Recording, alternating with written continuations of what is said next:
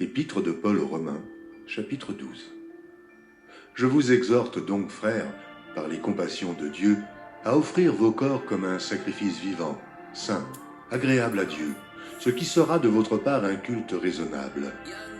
Ne vous conformez pas au siècle présent, mais soyez transformés par le renouvellement de l'intelligence, afin que vous discerniez quelle est la volonté de Dieu, ce qui est bon, agréable et parfait.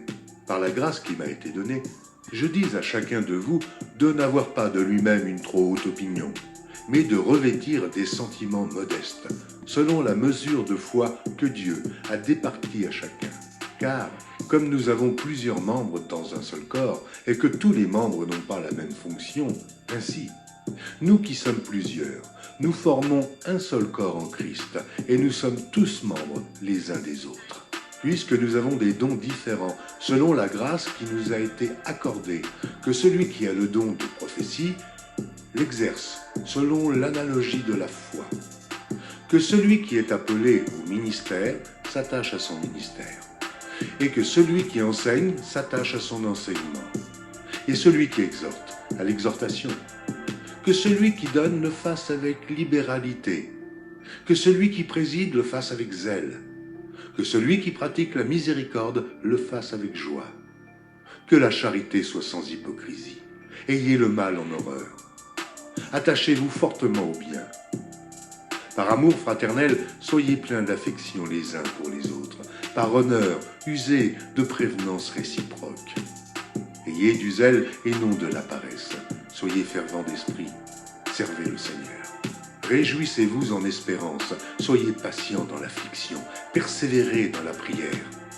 Pourvoyez aux besoins des saints. Exercez l'hospitalité. Bénissez ceux qui vous persécutent. Bénissez et ne maudissez pas. Réjouissez-vous avec ceux qui se réjouissent. Pleurez avec ceux qui pleurent. Ayez les mêmes sentiments les uns envers les autres. N'aspirez pas à ce qui est élevé, mais laissez-vous attirer par ce qui est humble. Ne soyez point sages à vos propres yeux. Ne rendez à personne le mal pour le mal.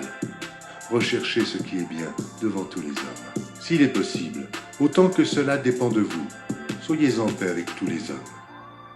Ne vous vengez point vous-même, bien-aimés, mais laissez agir la colère, car il est écrit « À moi la vengeance, à moi la rétribution, dit le Seigneur. Mais si ton ennemi a faim, donne-lui à manger. S'il a soif, donne-lui à boire.